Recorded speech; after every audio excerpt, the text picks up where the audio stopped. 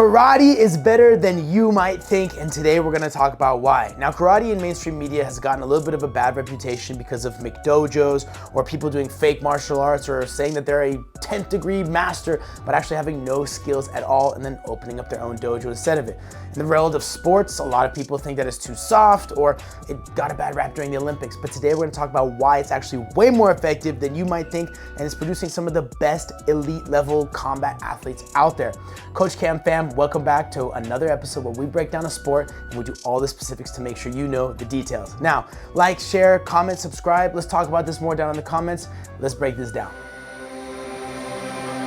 Now, before we get into what makes it so great, we have to talk about what it currently is. There's a few different categories of what karate is, and there's a few different leagues that are within that. Now, there's traditional, there's sport, and then there's a lot of show karate, if you will, and they all get pulled together, which is not necessarily the best thing, but it's part of the different aspects of the sport itself. Now, reeling back to the Tokyo Olympics, karate did not leave off on the best note with the final match, the gold medal match of heavyweight, being decided in a verdict that was extremely controversial, with one athlete actually knocking another athlete out, but being penalized to the point where they lost the match and the other athlete won. Now, my personal opinion on that match is in a separate video that I have, but it is still part of the sport of karate to have respect and the ability to control your body. And using that, a lot of people don't understand the rule set or what goes into sport karate at the highest level, and as a result, it's ridiculed for it. The essence of what you should know is a true karate practitioner, even in the sport world, has to have a sense of tradition. A lot of athletes that are successful in the sport circuit are successful because they have deeper roots tied into something else. Karate is a holistic sport, meaning if you don't have the basics or a strong foundation, you're almost never going to be successful, let alone actually know what you're doing at a high level. There's things like timing, certain punches, kicks, and the way they throw takedowns specifically that make them such a difficult thing to do, but then also you have to know how to do them. The challenge becomes when a lot of people from the outside perspective don't know what it is or what the essence of what's going on with what they're watching, and as a result, it's easy to judge, to say that it wouldn't work in a real fight necessarily, or it's not one of the best combat sports out there for self-defense or for teaching you what you need to know in order to be safe in a street environment. The true reality is almost no combat sports are going to teach you exactly what to do perfectly in every self-defense situation. And unless you train specifically for it, then your brain or your body won't be responsive in those types of situations. Very similar to how athletes train for certain things, like in football to hit or to tackle, or to basketball to shoot or to make sure that their baskets are a certain way.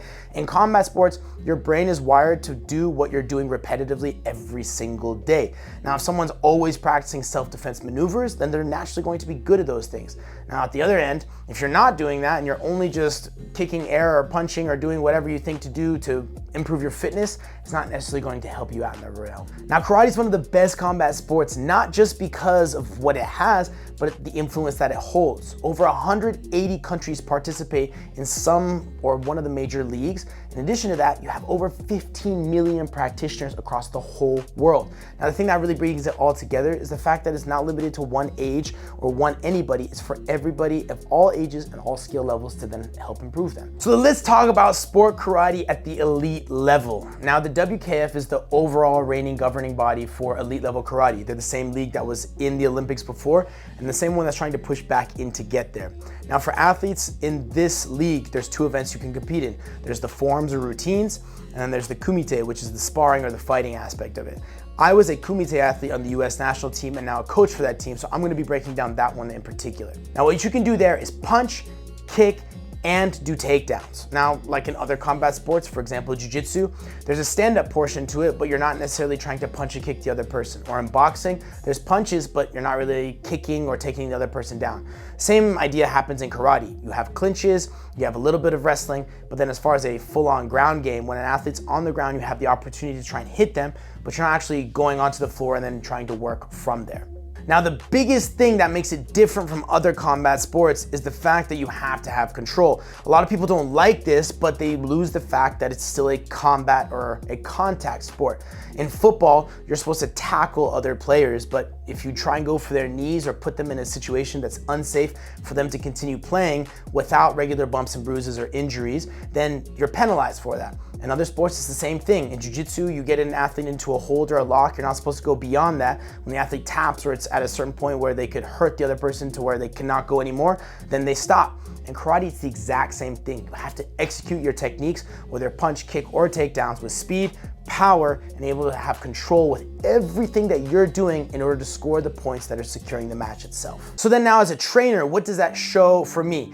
I enjoy combat sports, or even sports in general, that are training some sort of control to have longevity for the athletes that are in the sport themselves. Now, a lot of people start these different combat sports when they're young, and that age is dropping more and more and more.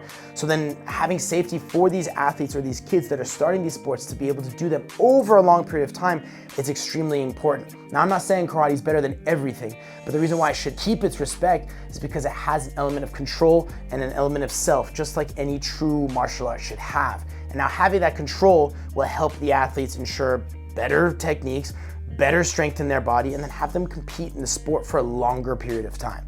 Now, there's one important piece that separates it from all other combat sports. Now, each one of them has a certain piece that, when performed at a high level, separates them from different things. So you can take that certain skill from boxing, let's say, or wrestling, or jiu-jitsu. But in this case, it's karate timing. Karate timing is one of the best in all combat sports. The way that karate athletes move or understand how to hit people in between their movements or before they're even initiating movement is something that separates them, and then you see it in the UFC with athletes like Lyoto Machida or Conor McGregor in his prime training karate movements or how to hit people deceptively to be in range and then hit them as soon as they're about to move, which is ensuring knockouts or making sure that you can hit the other person but then maintain the safety of yourself, which, whether it's in a sports setting or even in a self-defense setting, you want to have that ability. So that's the one thing that karate has that I think is a little bit better than other combat sports itself. Now, what is the best combat sport for you? A lot of martial art YouTubers or even karate YouTubers will rank the different combat sports and say which one's the most effective in a real life situation, or which one's the most effective in a sports situation, or which one's the best for you to start as a beginner. But my answer to this is a little bit different. You need to be a solid person in order to have solid skills. As I mentioned before, you're going to be good at what you train. Now, if certain people only train a certain thing for fitness or for self-defense or for sport, then they're gonna be extremely good at that. But having a well-rounded attitude is what makes martial arts so beneficial. Anything that's going to help you in your life, and what that looks like is making sure that you're healthy, making sure that you're able to have confidence in yourself and your techniques, and make sure that you're having fun and enjoying a new thing that you're able to learn is what's going to make the biggest difference over time. Now, in my karate school, of course, sport is something that I love. I was on the US Olympic program for over 15 years as a junior and a senior, so sport is what I love. But if it wasn't for the fact that we had to do tradition, you had to learn the essence and the explanation for all the techniques and how to use them, then I wouldn't be successful in the sport world. Now, vice versa, I'm a coach. I have to push all my athletes or all the students themselves to learn why their body's able to move a certain way, why they're able to perform certain techniques. And one of the best parts about karate is that traditional karate encompasses everything. We have elbows, knees, kicks, punches, takedowns, locks, and everything that you would need to actually feel satisfied and safe in different situations. But the fact of the matter is, I can give all the tools or all the explanations or all the ways about how you should be defensive or be good in sport or anything, but it depends on the person themselves to be able to put those things together.